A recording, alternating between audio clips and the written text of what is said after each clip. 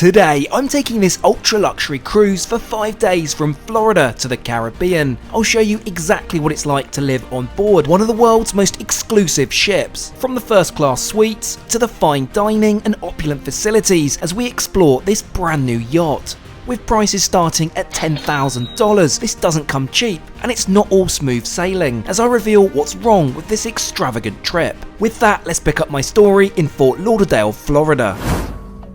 The Ritz Carlton Yacht departs from Port Everglades, a mere 6-minute drive from the airport. The port is huge, and aside from cargo, it's actually ranked as the 3rd busiest in the world, with a shy under 4 million annual passengers. It's not long before we see signs of our cruise, and as we round the corner, here she is, Evrima. We're promptly greeted by a friendly member of staff who assists with our bags. These will be delivered to our suite on board. Well, hello there and welcome back to the channel, where we're about to be getting on board this. This is the brand new Ritz Carlton Yacht, which is going to be taking us throughout the Bahamas on our trip over the next few days. So without any more to say, let's head straight into the cruise terminal, go get checked in, sort out the various formalities, go and get on board. After a brief security check, we're ushered to what feels more like a hotel check-in. Here, there are a number of requirements needed to board, including my passport, proof of vaccination, and our photos taken for ship security.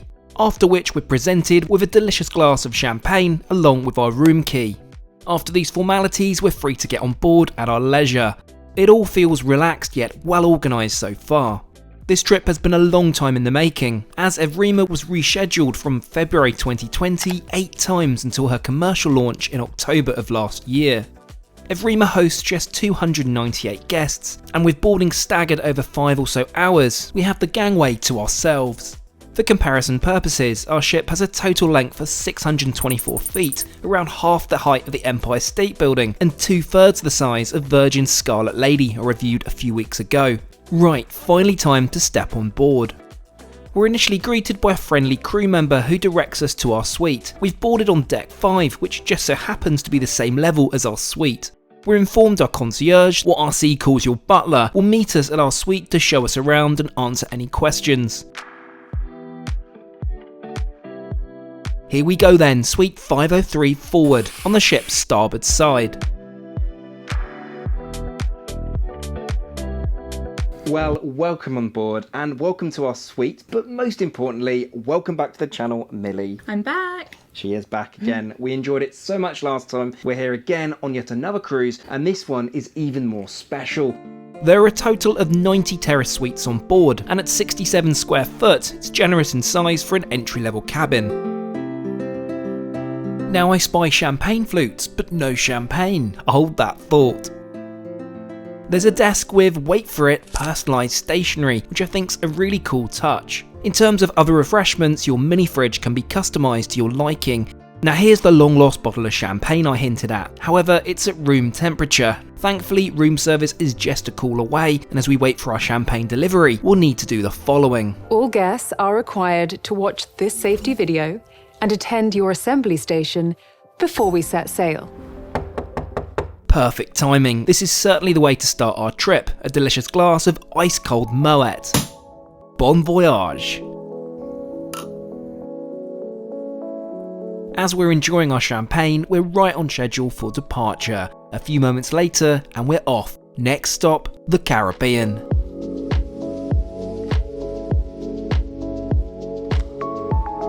As we edge further out into the North Atlantic, let's get unpacked and freshen up for our first night at sea. Our suite has a sizable bathroom furnished with diptyque amenities. Huge fan of this, by the way. Much better.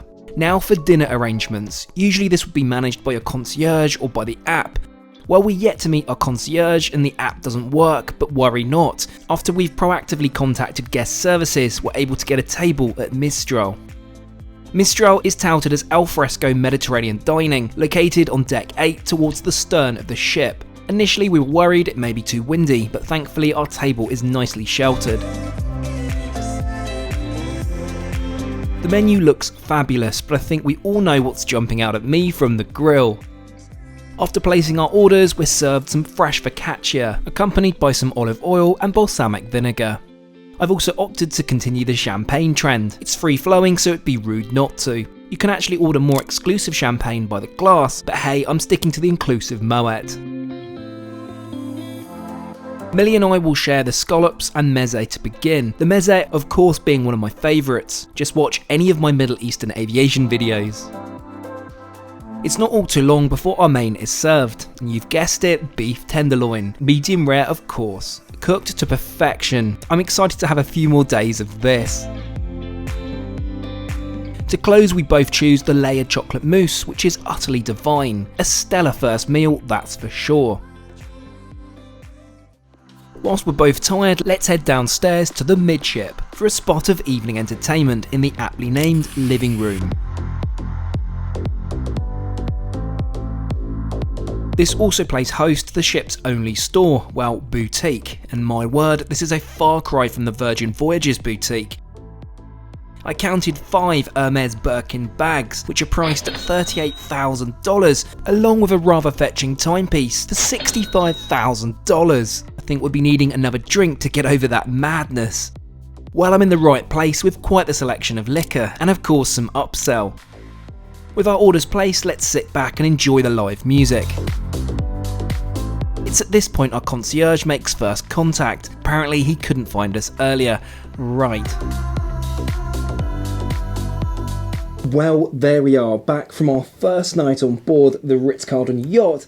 And in fact, we're trying to find our sea legs, because it's quite rocky, isn't it? Yes. It really is, and that's nothing to do with the champagne consumed, of course. Anyway, with that, I think we're going to get some rest, and we'll catch you all in the morning. Night.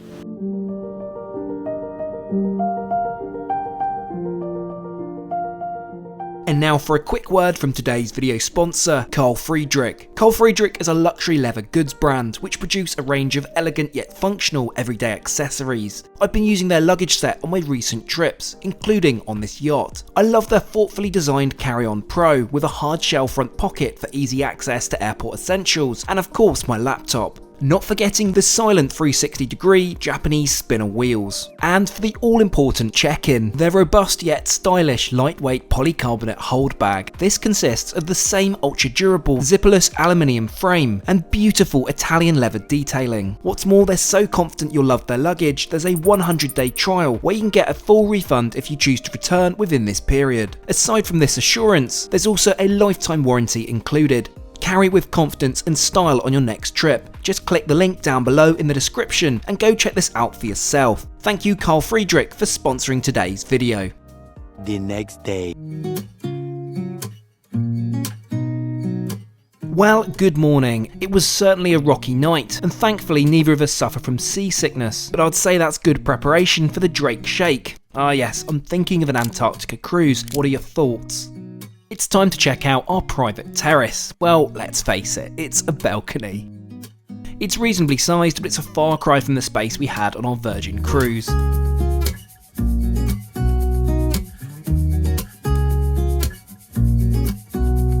It's a shame they don't offer sun loungers here, but I guess they'll be largely in the shade. Still, I know I'm going to spend most of my time when I'm back at the cabin.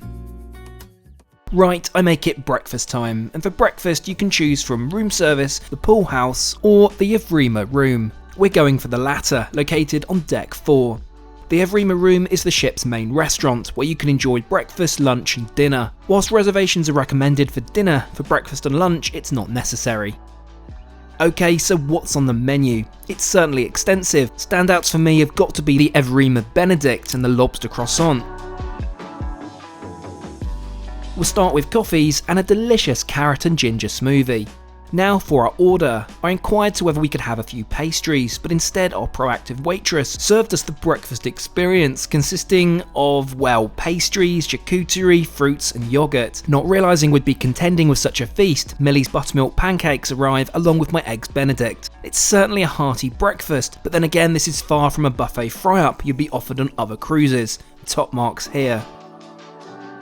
Now it's time to explore more of the ship. Of course, being leisure focused, there's a lot of outside space, so let's head straight up to investigate for ourselves. I'm a huge fan of the promenade which wraps around the entire ship on deck 9. Let's start with the most forward accessible section, the sun deck. I'd say this would be my favourite part of the ship if it wasn't for a few shortcomings. The good, it's quiet, there's plenty of seating areas, and even readily available sunscreen in a variety of factors. The not so good though, the stunning hot tub with an incredible view of the bow remained closed the entire voyage. After being told multiple times simply it was just closed, I was able to ascertain it's broken. This is certainly a shame for such a new ship. Next, the service, or well, lack of. For such a great area to relax in, it was challenging to get any kind of drink up here. Now you may notice there's a drinks area, which sadly was left unattended to the extent that the ice became a warm bath for the drinks placed there many hours ago.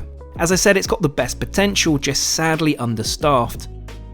Next we'll head up further still, to deck 10. There's another brilliant spot at the forward section of the deck, however this remained deserted throughout the voyage, though to be fair this is largely due to the winds, which were not prevalent lower down.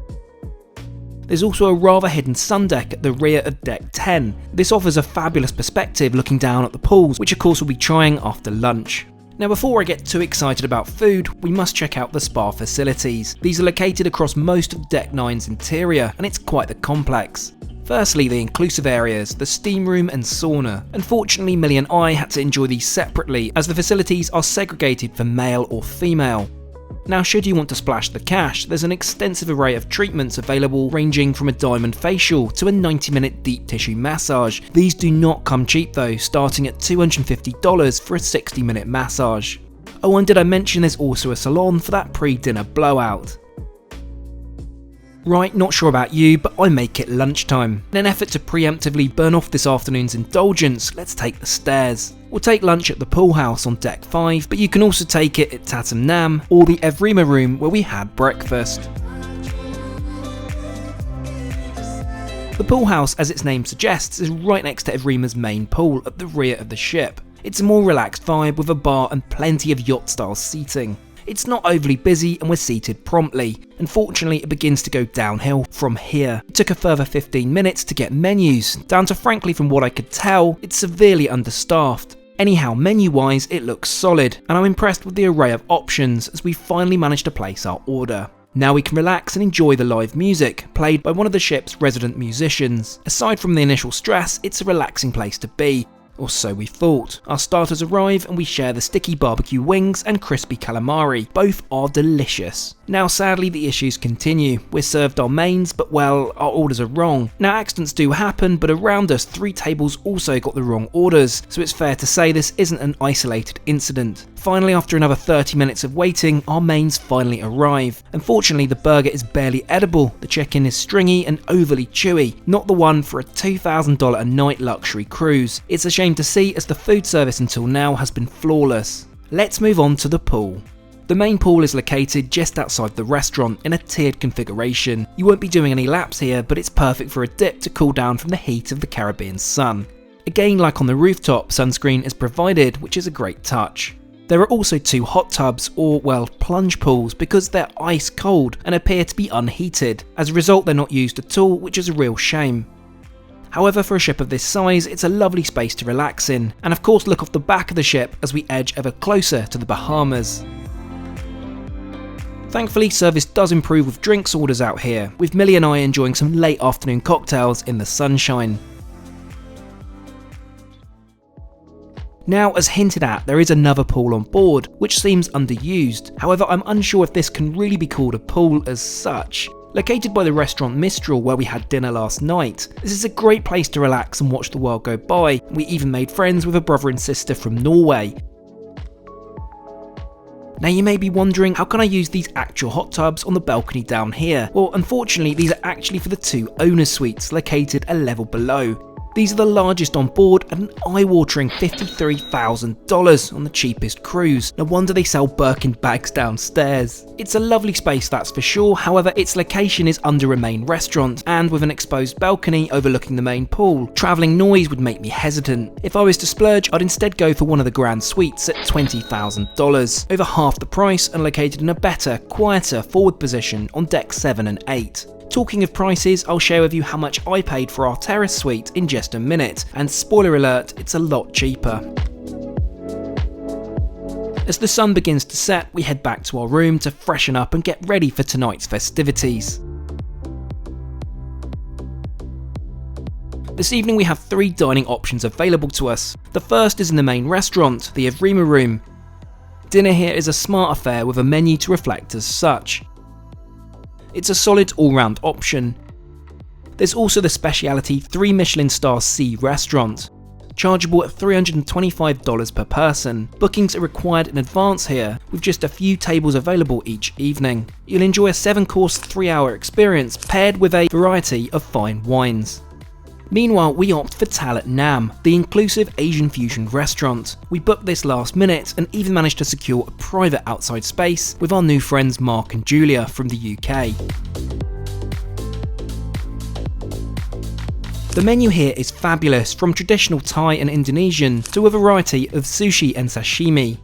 Service here is outstanding, which is a huge relief after lunchtime's blip. So far, so good. The starters are fresh, tasty, and on par with a high-quality Asian fusion restaurant on land. I'm excited to find my favourite chicken satay on the menu. It's not quite the Singapore Airlines signature, but it's nearly there. Next we move on to the sushi and sashimi, expertly prepared by the ship's resident sushi artisans.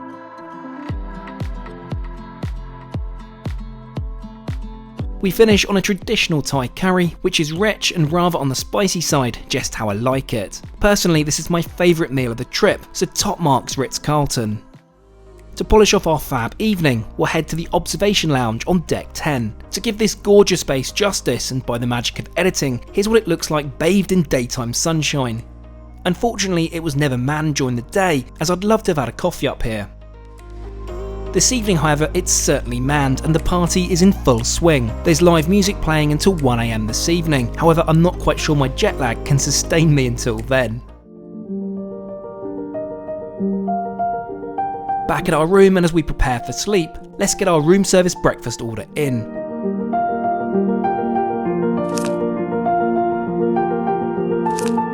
Simply fill this out and place outside your door by 1 AM and you'll have a feast to look forward to in the morning. Anyway, with that, good night all. The next day. I awake bright and early in order to catch our arrival into San Salvador, some 400 miles from Florida. As we begin to anchor, our breakfast arrives. Let's see how our order has turned out.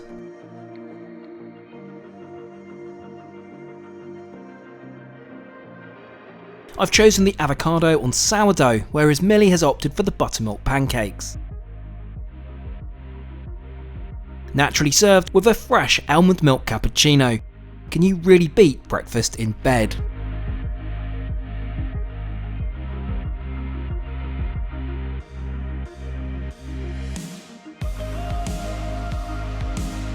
Now for one of the perks of being anchored, and that's that we can enjoy this rather unique feature of the yacht, the Marina. Located down on deck 3, the Marina terrace is only available when anchored at sea, and of course weather permitting.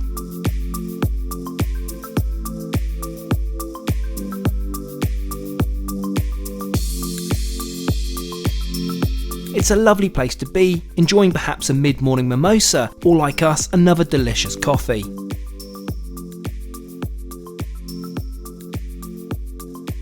Anyway, the party piece are the non-motorised water sports you can enjoy off the back. After signing the mandatory waiver, you can indulge in paddleboarding or perhaps kayaking at no additional charge.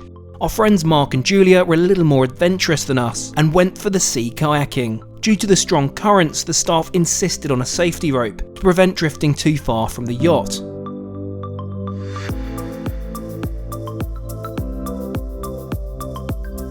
Unfortunately, as you'll see, the line didn't exactly hold, but this is no problem for these two. Absolutely smashing it. Great effort, guys. Morning water sport excitement over, I make it time to head to shore. We need to get on board one of the ship's tenders to make it the short distance to San Salvador. These are accessible from midship on deck 4. We just need to check out the ship digitally, as they can keep track of who's ashore. As you can see, it's all rather windy, so I think this is going to be quite a rocky crossing.